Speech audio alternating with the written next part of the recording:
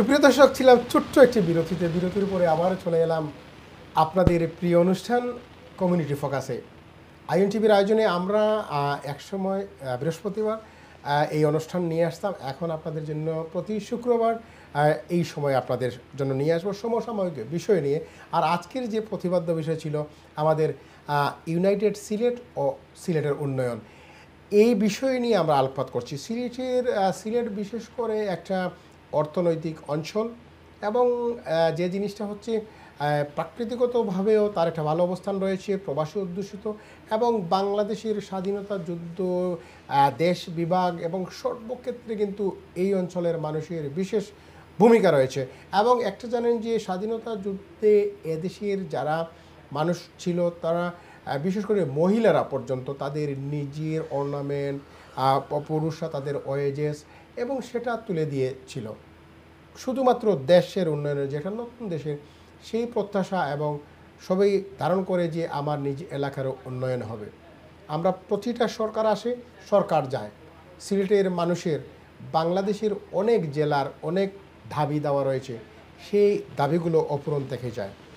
আর মানুষের মনে দুঃখ নিয়ে মানুষও চলে যায় একসময় তার নিজ এলাকার উন্নয়নের যে আশা, সেই আশায় কুঠারাঘাত পেয়ে তারা বিনম্রভাবে কাউকে কিছু বলতে পারে না, বললেও সেটার কোনো উত্তরণ ঘটে না, সফলতা আসে না এবং দুঃখ নিয়ে অনেকেই পৃথিবী থেকে চলে যায়। তো সেই বিষয় নিয়ে আমরা যারা এখানে অনেক সিলেটবাসী রয়েছেন তারা ইউনাইটেড সিলেটের সিলেট ইউনাইটেড ইউকে নামে একটা প্ল্যাটফর্ম গঠন করে আবার তারা এই এলাকার উন্নয়নে তারা প্রতিবাদী হয়ে উঠেছেন এবং প্রত্যাশা রেখেছেন যেই সরকার আসুক না কেন দৃষ্টিপাত করার জন্য। কারণ যে সরকার আসে, যে সরকার ক্ষমতায় থাকে, যারা আসে যারা যায় সকলেই কিন্তু প্রবাসীদেরকে বিভিন্নভাবে বলে প্রবাসীরা রেমিটেন্স যোদ্ধা, মুক্তিযুদ্ধ যেভাবে হয়েছিল দেশ স্বাধীনের জন্য যারা কাজ করেছে তারা মুক্তিযোদ্ধা, আর দেশের উন্নয়নে যারা প্রবাসী থাকে রেমিটেন্স যোদ্ধা। রেমিটেন্স যোদ্ধাদের কিন্তু লাশ পর্যন্ত বাংলাদেশে যেতে অনেক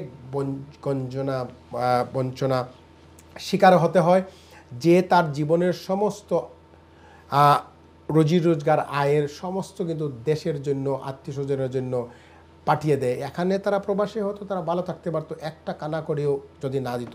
আপনারা জানেন যে সরকার পরিবর্তন বা সরকার আসা বা বিভিন্নভাবে প্রবাসীদেরকে এবং বিভিন্নভাবে ইউজ করা হয়। এই যে কত কয়েক মাস আগেও বলা হয়েছে বাংলাদেশের জন্য রেমিটেন্স পাঠাবে না, রেমিটেন্স পাঠায়নি, বাংলাদেশের একটা অস্থিতিশীল অবস্থা হয়ে গেল, পট পরিবর্তন হয়ে গেল।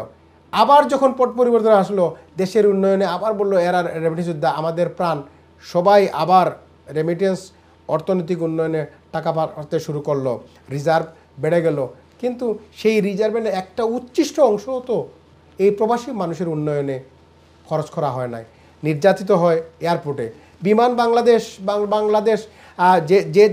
যে জায়গায় বিমান বাংলাদেশ, এই প্রবাসী মানুষেরা স্বাধীনতার পরবর্তীতে প্রথম বিমানের যে ক্রয় করার যে টাকা সেটা এই প্রবাসীরা দিয়েছে, কিন্তু এই প্রবাসীদেরকে নির্যাতিত করা হয়।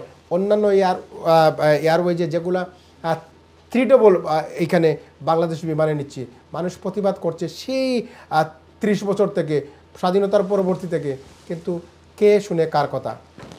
মানুষ একসময় বিষিয়ে উঠবে এবং জানি না কি হবে। সেজন্য অবশ্যই আমরা যারা এই দায়িত্বে রয়েছি অবশ্যই আমরা যেন এই প্রবাসী মানুষের কল্যাণ, প্রবাসী মানুষের উন্নয়ন, প্রবাসী মানুষের জন্য না, তার দেশের তার নিজ এলাকা যেখানে জন্মগ্রহণ করে এই প্রবাসে এসেছে সেইটার যেন উন্নয়ন হয়, এমনই প্রত্যাশা রেখে এই আজকের এই অনুষ্ঠান, যেখানে রয়েছেন আমাদের লিটন আহমদ, যেখানে রয়েছেন প্যারিস প্রবাসী আহমদ আব্দুল হাই এবং যিনি অ্যাডভোকেট আমিরুল ইসলাম সাহেব। তো আপনার কাছে যাচ্ছি যে এক্স্যাক্টলি ওই যে আপনারা প্রোগ্রাম করেছেন সেই প্রোগ্রামে আপনার কী দাবিগুলো ছিল যে আপনারা, এবং এই দাবিগুলো কার কাছে উপস্থাপন করেছেন এবং কীভাবে এগুলোকে সমাধান করা যায়? ধন্যবাদ মুরাদ ভাই। আমরা দাবিগুলো তো অনেক দাবি আমরা আছে সিলেট ইউনাইটেডের পক্ষ থেকে, যেটা আপনি উপস্থাপনও করছেন এখানে, যেমন দক্ষিণ সুরমার এখানে ইয়া করার লাগে, আপনার হাসপাতাল একটা করার লাগে, আর নদী খনন তো এগুলো আমরা আলোচনা করছি। আর যেটা এখন আমরা বেশিরভাগ ফোকাস দিতাম চাই আর এখন বর্তমানে বিমানর যে সিন্ডিকেট ওটা ভাঙতাম। আপনারা জানেন যে বিমানর যে দামের টিকিট এই দামে এখন যার একটা ফ্যামিলি 3-4 জন বাচ্চা কাচ্চা আছে, উনি কিভাবে যাইব এই দেশের মাটিত যাইয়ার নামবো, তার রুজিটা কেমন উনার, এই তো সম্ভব নাই। তো এই বিমানের সিন্ডিকেটটা ভাঙতাম আমরা। আর আমরা মেইনলি ফোকাস দিতাম চাই আর যে আপনার সিলেট আমরা নামে ইন্টারন্যাশনাল এয়ারপোর্ট, কিন্তু খামে নাই। তো শুধু খালি বিমান নামার লাগে অনুমতি, আর কোনো এয়ারলাইন্স নামার অনুমতি নাই। তো আমরা চাই আর যদি ইন্টারন্যাশনাল নাম করা হয়েছে তাইলে সব এয়ারলাইন্স নামা হোক, তখন এখানে অনেক কম্পিটিটর সকল আইব, বিভিন্ন এয়ারলাইন্স সকল যাইব, আমরা সুলভ মূল্যে টিকিট পাইমু এবং আমরা এই ব্রিটেনও যারা সিলেট প্রবাসী আছি আমরা সুলভ মূল্যে যাই গিয়া সিলেট নামতাম পারবো। তো এইটার দাবি আমরা তুলিয়া ধরবো। বর্তমানে এখন তো ইন্টারিম গভর্নমেন্ট আছে, তো আমরা এখন এখানেও সিলেট ইউনাইটেড ইউকের পক্ষ থেকে কই আর যে বৃহত্তর যারা সিলেটর যত আমরা ভাই বোন আছে আপনারা জোরালো আওয়াজ তুলুকরা, আমরা লগে আঁকা দলমত নির্বিশেষে বিভিন্ন সংগঠনের সবর গেছে আমরা অনুরোধ করি আর যে এখানেও কোনো আপনার করেন না, যেন আমরা কোনো নেতা হইবার লাগিও নাই, আমরা বৃহত্তর সিলেটের স্বার্থে। Even you're not representing any authentic political party, you're representing to develop your own areas, which is your Silet, Greater Silet. জি বলেন। তো এই হইল গিয়ে আমরা দাবি। এখন আমরা নামে আইসে সিলেট ইন্টারন্যাশনাল এয়ারপোর্ট, কিন্তু খামে নাই। এটা আমরা খামে খাজি হইতাম হইব, জোরালো আন্দোলন তুলতে হইব। আর বিমানের প্রাইসটা যেন কমিয়ায়, এটা লাগে আপনারা আপনারা আইন টিভির মাধ্যমে সব দর্শক শ্রোতাদের কইয়ার যে আপনারা দয়া করি আমরা লগে আকুয়া আর আওয়াজ তুলকা। দরকার হইলে আমরা হাই কমিশনও যাইমু, ওখানে গিয়ে আওয়াজ তুলবো। বর্তমানে ইন্টারিম গভর্নমেন্ট আছে, হাই কমিশন থেকে তারা আমরা এখান থেকে প্রতিবাদ লিপি দিমু, তারাও এখানে বাংলাদেশে পাঠাইব, তারপরে আমরা এইখান থেকে আন্দোলন তৈরি করব। আপনি কি মনে করেন যে এই like high commission particularly representing exactly whatever is the NRB people saying and their own country's development, আপনি কি মনে করেন যে তারা এই হাই কমিশন এরা ঠিকমতো রিপ্রেজেন্ট করতে পারতেছে? এর আগে তো আপনারা এখন যাবেন, কিন্তু এর আগে তো আমরা শুনি কত অনেক বিগত 2-3 যুগ থেকে তো আমরা শুনতেছি এই যে বিমানের বিষয়টা। না মুরাদ ভাই দেখো, আমরা যাই হয়তো 5 থেকে 60 জন যাই, গিয়া কিতা করি আমরা হাই কমিশনের একজনের লগে প্রতিনিধির লগে দেখা করি। আজকে যদি আমরা জোরালোভাবে 1000 মানুষ যাই তো অবশ্যই এটার ফোকাস। এখানে অনেক পিটিশন হয়েছে, বিভিন্ন মানবাধিকার সংগঠন অনেক করেছে, সেটা I am the witness of that because I was doing my job which is reporting. আমি নিজে জানি ব্যক্তিগতভাবে বিমান মন্ত্রী যিনি ছিলেন এই বিগত বিমানমন্ত্রী, তার সাথে কয়েকবার এই ব্যাপারে যারা এখানে বিমানের বিশেষ করে ট্রাভেলস এজেন্সির নেতৃবৃন্দ রয়েছেন তারা অনেক করেছেন। তারা তো ব্যবসা করতেছেন আমরা বলা যায়, কিন্তু তারা অনেকভাবে বিমান প্রতিমন্ত্রীর সাথে যোগাযোগ করে এবং আমরা আমাদের নিয়েও বসা হয়েছে। তো এইখানে তো যে জিনিসটা লাগে আপনি হাজার বলা আর না শোনা একই জিনিস। আপনি হাজার সময় বললেন, কিন্তু একবার যে শুনলো না যারা করা, আপনি জানেন কি বলবো, আপনি জানেন যে এই যে বিগত বিমান প্রতিমন্ত্রী ছিলেন তার কি অবস্থা। হ্যাঁ, তারা শুধু নিজের আকারে যে বলে সিন্ডিকেট, তারা সিন্ডিকেট নিয়ে আছে। এই সিন্ডিকেট কীভাবে ভাঙবেন আপনি? না মুরাদ ভাই, এখন আমরা তো যদি এখন আন্দোলন তৈরি না করি, আমরা যদি এটার ফোকাস না দেই, প্রয়োজন হইলে আমরা বিমান বয়কট করবো। আন্দোলন আপনি করবেন কেন? আন্দোলন করার তো আপনার দেশের যখন একজনের যে দায়িত্বে যাবে বিমানে, সে তার he has to that intellectuality to understand NRB people what they wants, তারা কী চায় এবং তারা দেশের জন্য কীভাবে কাজ করছে এবং বিমানে কীভাবে সিন্ডিকেট। তারা যখন আপনাদের বলেন সিলেটে যখন বেড়া যখন দান খেয়ে ফেলে, হ্যাঁ, আপনার ব্যারিয়ার যখন ইটিং দ্য ফুডস, সো আপনি এখানে দেওয়ার দরকার কি লাগে? তো ভাই আপনারা মিডিয়া যারা আছেন আপনারা আরও জোরালোভাবে এটা তুলিয়া ধরতা ফোকাস করতে, আপনারা মিডিয়ার মাধ্যমেই তো আইতো এইগুলো। ধন্যবাদ আপনাকে। সুপ্রিয় দর্শক, যাচ্ছি আমাদের অ্যাডভোকেট আমিরুল ইসলাম সাহেব। আমিরুল ভাই, আমরা অনেক বিষয় বললাম, আপনি মনে করেন যে আমরা দীর্ঘদিনের বিভিন্ন দাবি দাওয়া সেগুলো আপনি বিভিন্ন জায়গার আছে, আমরা বাংলাদেশ থেকে এসেছি, বাংলাদেশের বিভিন্ন জায়গায়, পার্টিকুলারলি হয়তো আপনি সিলেট নিয়ে আজকে কথা বলছেন, আমাকে বলেন যে এই এত দিনের দাবি,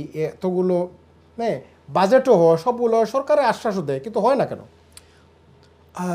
আমরা জানি না, কারণ আমি যেগুলা দেখছি এই পর্যন্ত, আমি যেমন ধরো কমপ্লিটলি একটা অরাজনৈতিক মানুষ, এবং এই যে আমরা সংগঠন যেটা একটা অরাজনৈতিক, হয়তো সবার যার দিয়ে একটা আদর্শ থাকতে পারে, আপনি আওয়ামী লীগ বিএনপি জমা যে তা করতে পারেন, বা আমিও করতে পারি, তাই করতে, বাট এই অর্গানাইজেশন, এই সমস্ত সোশিয়াল ওয়েলফেয়ার অর্গানাইজেশন যেটা, এটা খালি আমরা ডেভেলপমেন্টের চিন্তা করি।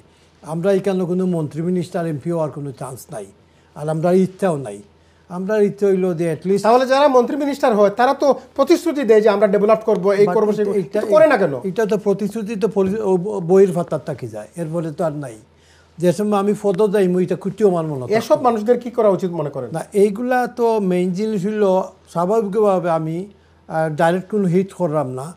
এক নম্বর হইল গিয়া পয়লা আপনি বালা এডুকেটেড মানুষ দিতে পার্লামেন্টও যদি অন্য রাস্তাতে গান গায়ে ওগুলো নিয়ে তুলি দিলেন পার্লামেন্টও, তো এগুলো কিতা নীতি নির্ধারণী করতো, পলিসি মেকিং করতো। পার্লামেন্টও ও মানুষ এইতো যে পলিসি মেকিং করতো, ও দেশের পার্লামেন্টও আপনি দেখরা এই দেশ মিনিমাম অক্সফোর্ড কেমব্রিজ গ্রাজুয়েট যারা, এরাও বেশিরভাগ পার্লামেন্টও যায়, যারা ল বুঝে, যারা পলিটিক্স বুঝে, যারা ইকোনমিক্স বুঝে, এই সমস্ত মানুষ এইতো। আমারে দিলেই আমি ফার্স্ট আমি রাস্তায় রাস্তায় গান গাইতাম, আমার নিয়ে আস্তা হইলা বলেতে।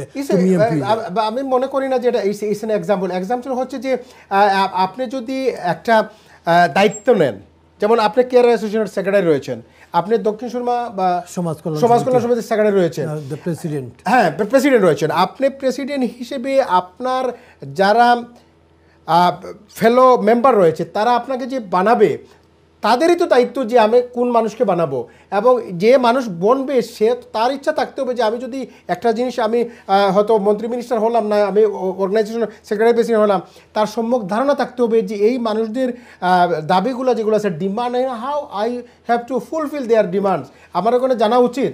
তো সেইখানে যদি না জানে তাহলে সে যায় কেন? প্রশ্নটা হচ্ছে, আমরা we not blaming any authentic some sort of people, they can come from the street because of democratic country, যে কোনো জায়গাতে, কিন্তু যারা এটাকে বানাবে তাদের চিন্তা উচিত যে মানে তাদের ব্যাপারে সম্যক কোনো ধারণা আছে কিনা। একজন বিমানমন্ত্রী বানালে সে বিমান সম্বন্ধে জানলো না কিছুই, তার এলাকা তো যায় না। হ্যাঁ, আপনি আপনার মসজিদের ইমাম সাহেব বানাই দিলেন, হ্যাঁ, কিন্তু সে তো মানে সূরা ফাতিহা সারা তো নামাজ হয় না, তো প্রথমে যদি কুলাউর নাচ মানে সূরা নাচ দিয়ে শুরু করে তাহলে নেক্সট সূরা তো পারবেই না। তা আপনার বিষয়টা হচ্ছে যে, আমি কি বলবো আপনাকে, বিষয়টা হচ্ছে যদি আনএডুকেটেড বড় কথা না, have to have that kind of knowledge to know people's demand. আপনি যে জানতে হবে যে তার কি ডিমান্ড করে। আমি একটু এড করতাম সেইরাম কাজ, মুরাদ ভাই আমার লিটন ভাই বিস্তারিত অনেকটা আমরা সম্বন্ধে কইছেন। আমি একটা এড করতাম সেইরাম, যেমন ধরুকা আমার বাড়ি দক্ষিণ সুরমা, বাট আমি যে সময় জন্মগ্রহণ করছি তখন আমি জিন্দাবাদার একটা মাতৃমঙ্গল আসিল, জন্মগ্রহণ করছি। তো আমার মানে যে বার্থডে মানে জন্ম একটা এটা তৈল গিয়া আমি সিলেট সদরের বাসিন্দা। এখন দেখি আমরা দক্ষিণ সুরমা হয়েছে, যাও একটা ডিফারেন্ট কথা। এবং ঢাকা যদি ঢাকা উত্তর, ঢাকা দক্ষিণ থাকে, কুমিল্লা যদি কুমিল্লা উত্তর, কুমিল্লা দক্ষিণ থাকে, তো আমরা সিলেট উত্তর এবং সিলেট দক্ষিণ দুইটা প্রশাসনিক জিওখরিয়া আলাদা কাঠামো হরিয়া, এখানে দুইটা সিটি কর্পোরেশন, এটা আমাদের প্রাণের দাবি, এটা আমরা প্রাণের দাবি। এবং আমরা আপনার অনুষ্ঠানের মাধ্যমে আমরা সরকারের কাছে একটাও দাবি জানাইলাম আমরা। এবং আমরা আর একটা জিনিস কই, ওই যে আমার এক ফ্রেন্ডে এক সময় কইছিল যে ফ্যামিলি পলিটিক্স, তো ফ্যামিলি পলিটিক্স কিন্তু আমি বুঝতাম না। হাসাত একটা সাইড ফার্স্ট পাই হইল বলে একজনে আরেকজনকে টেলাইন, বা একজনে আরেকজনকে তুলতে দেন না, বা এইটা কথা, এটা তো আমি বুঝলাম। আমি মাফর এক ছেলে, সুতরাং আমি এটা বুঝছি না। এখন ইয়া দেখি যে আমরা যে সিটি কর্পোরেশন যেটা এটা বর্তমানে উত্তর সুরমাত পড়ছে এবং এরা দেখা যায় যে যত ময়লা আছে সব নিয়ে দক্ষিণ সুরমাত ফালাই দেয় এবং বিভিন্ন প্রশাসনিক অফিস ইনইতে যান না তারা ইম্পর্টেন্ট যেটা সপ্তাহ অফারও থাকে তো এই যে আমরা পাকিস্তান যেমন না তো আমরা নির্যাতিত অবহেলিত পাকিস্তানে দেখা গেল আমরা অন্তনের সব ইন্ডাস্ট্রিয়াল জিনিস নিয়ে তালার অন্যগে প্রোডাকশন এবং সবচেয়ে বড় এবং আমরা স্থানীয় যে মানুষের যে আবাসস্থল সেটা হচ্ছে বিশেষ করে দক্ষিণ সুরমায় সেই মানুষগুলো যদি একটা দাবি থাকতে পারে যে আমি এইখানের হ্যাঁ আপনি মনে করেন যারা উত্তর সিলেটে যারা বিভিন্নভাবে আমরা মনে করেন বিভিন্ন এলাকা থেকে আস্থা দেশ চলে হ্যাঁ না কিন্তু প্রশ্নটা হচ্ছে যে সেই সুবিধা কেন একজন মানুষের তো থাকতে পারে যে আপনি আপনার বড় ভাইয়ের কাছে দাবি থাকতে পারে ছোটো ভাই হিসেবে কিন্তু ছোটো ভাইয়ের দাবি কম থাকতে পারে কিন্তু আমরা মনে করি যে দক্ষিণ সুরমা তো এটা আমাদের আমি এক সময় বক্তব্যে একটা বলছিলাম আমার একটা বন্ধু এসেছিল যে এটা হচ্ছে এশিয়ান করিডোর দক্ষিণ সুরমা সারা এশিয়া মনে করেন ভারত থেকে যদি এইদিকে আসেন আপনি যদি ঢাকা থেকে আসেন তো এই দক্ষিণ সুরমা হয়ে যেতে হয় তাহলে যেই জায়গায় বাতির নিচ আধার থাকে সেভাবে মনে হচ্ছে যে এই অবস্থা আমি আপনাদের সাথে একমত আপনাকে অনেক ধন্যবাদ যে বিষয়টা যে আমরা আমাদের ন্যায্য যে পাওনাটুকু আমরা পাই না এইটার জন্য আমাদের দাবিটা হইল যে সিলেটের 2 ভাগ করক ঢাকা দেবাবে ঢাকা উত্তর অলরেডি তো দক্ষিণ এবং উত্তর আছে কিন্তু প্রশাসনিক বিকেন্দ্রীকরণ যদি করা হয় 2টা বিভাগীয় অফিস যদি হয় 2জন বিভাগীয় লিডার থাকবে 2জন সিটি কর্পোরেশন তখন কিন্তু মেয়র যখন থাকবে 2জন ডিসি এসপি থাকবে আলাদাভাবে তখন কিন্তু প্রেশার থাকবে হ্যাঁ তো ধন্যবাদ আপনাদেরকে শেষ আমরা যাচ্ছি আমাদের হাতে একদম সময় কম জনাব আহমদ আব্দুল্লাহি সাহেব যে আপনি কি মনে করেন একজন প্রবাসী হিসেবে সিলেটের উন্নয়নে যারা ক্ষমতায় রয়েছেন যারা ক্ষমতায় আসবেন যাবেন বা সবগুলো কিন্তু কথা থাকবে আমরা তো নিশ্চিন্তে বলতে পারি যে সাইফুর রহমান সাহেবের কথা উন্নয়নের ব্যাপারে আমরা তো নিশ্চয়ই বলতে পারি যে সিলেটে যারা মনে করেন বিগত দিনে ছিলেন আমরা আমি আই খান বি মিন যে আমি একজনের ব্যাপারে সেই জায়গায় আপনারা হুমায়ুন রশিদ সাহেব ছিলেন তারপরে আমাদের সামাদ সাহেব তারপরে আমার সুরঞ্জিত বাবু ছিলেন তারপরে যারা যারা অনেকে ছিলেন হ্যাঁ তা আমরা তো এটা বলতে পারি আমার ব্যাপার কিন্তু আশানুরূপ উন্নয়নের যে একটা ধারাবাহিকতা রক্ষা হয় না কেন সিলেট ক্ষমতা বদল হয় বাট ক্ষমতা বদল হওয়ার পরিবর্তনে উন্নয়ন হয় না আমরা শুধু উন্নয়নের বাণী শুনে যাই যে সিলেটে উন্নয়ন হবে বাট হয় না এটা আমাদের দুর্ভাগ্য বলা যায় কেন আমরা এত অর্থনৈতিকভাবে এত যোগান দেই তারপরে হলো কি আমি বাংলাদেশের অর্থনৈতিক বা বাংলাদেশের মেইন বাজেটের একটা বিরাট অংশ সিলেট হ্যাঁ তো সেই জায়গায় কেন হবে না কি আমরা কি ব্যর্থ সিলেটবাসী কি আমরা ব্যর্থ আমাদের ন্যায্য দাবি দাওয়া আদায়ে না যারা ক্ষমতায় যায় আমাদেরকে ব্যবহার করে তারা এখানে নিজের আখের গোছানোর জন্য খালি যে ধরুক আমরা ক্ষমতা বা পলিটিশিয়ান আমরা দোষিয়া লাভ নাই এখানে লোকাল যেমন ধরুক একটা সুবিধাবাদী যারা ব্যবসায়ী যারা বা অন্যান্য জেলা সবর টার্গেট আমরা হইলাম প্রবাসী এখন ধন্যবাদ আপনাদেরকে অনেক জিনিস হলো সুপ্রিয় দর্শক আমরা আজকে কথা বলছিলাম আর নিজে একটু বেশি বলেছি আমার মনে হয় যে প্রোগ্রামের এই প্রথম আমি এত বেশি কথা বলছি বিশেষ করে আমাকে নিজেকেও একটা আবেগ আপ্লুত করেছে যেহেতু আমি যে জেলা থেকে এসেছি যে এলাকা থেকে এসেছি সেই এলাকা নিয়ে কথা বলা হচ্ছে আমাদের ছিলেন লিটন আহমদ সাহেব এবং আমাদের সাথে ছিলেন অ্যাডভোকেট আমিরুল ইসলাম সাহেব এবং আমাদের প্যারিস প্রবাসী আমাদের সাংবাদিক এবং ইয়াং এনার্জেটিক একজন রাজনীতিবিদ জনাব আহমদ আব্দুল্লাহ শো আমরা অনেক কথা বললাম সব কথার শেষ কথা হচ্ছে যে আমার মা বলতেন যে হাজার বলা আর এক না শোনা আমরা যে আমাদের সিলেটে বলে যে পুঁতে কাঁদে সে কিন্তু দুধ পায় তো সেইখানে কিন্তু কেঁদেও কিন্তু হচ্ছে না দুধ অভুক্তভাবে এই শিশুরা কিন্তু মারা যাচ্ছে বিশেষ করে সিলেটিরা দিচ্ছে পাচ্ছে না সুপ্রিয় দর্শক আমরা এই দাবিটুকু আপনারা যারা রয়েছেন সকলের মাধ্যমে দেশের উন্নয়ন যখন ইনফ্রাস্ট্রাকচার থেকে আপনি মনে করেন charity begins at home charity গড় থেকে শুরু হয় উন্নয়ন আপনার গড় থেকে শুরু হয় যখন এই একটা এলাকায় যখন উন্নয়ন হবে আরেকটা এলাকায় উন্নয়ন প্রসারিত হবে তো সিলেটের উন্নয়নে সকলেই একটু দৃষ্টিপাত দেবেন যারাই ক্ষমতায় আসেন যাবেন থাকবেন না কিন্তু উন্নয়নে যে করেছেন তার কথা জেনারেশন টু জেনারেশন থাকবে সেই প্রত্যাশা নিয়ে আপনারাও অ্যাডভান্স হবেন, দেশের উন্নয়নে এগিয়ে যাবেন, সেই প্রত্যাশা রেখে আজকের অনুষ্ঠান থেকে বিদায় নিচ্ছি। আগামী শুক্রবার আবার নতুন কোনো বিষয় নিয়ে আপনাদের সম্মুখে হাজির হব। ততক্ষণ পর্যন্ত ভালো থাকবেন, সুস্থ থাকবেন। আল্লাহ হাফিজ।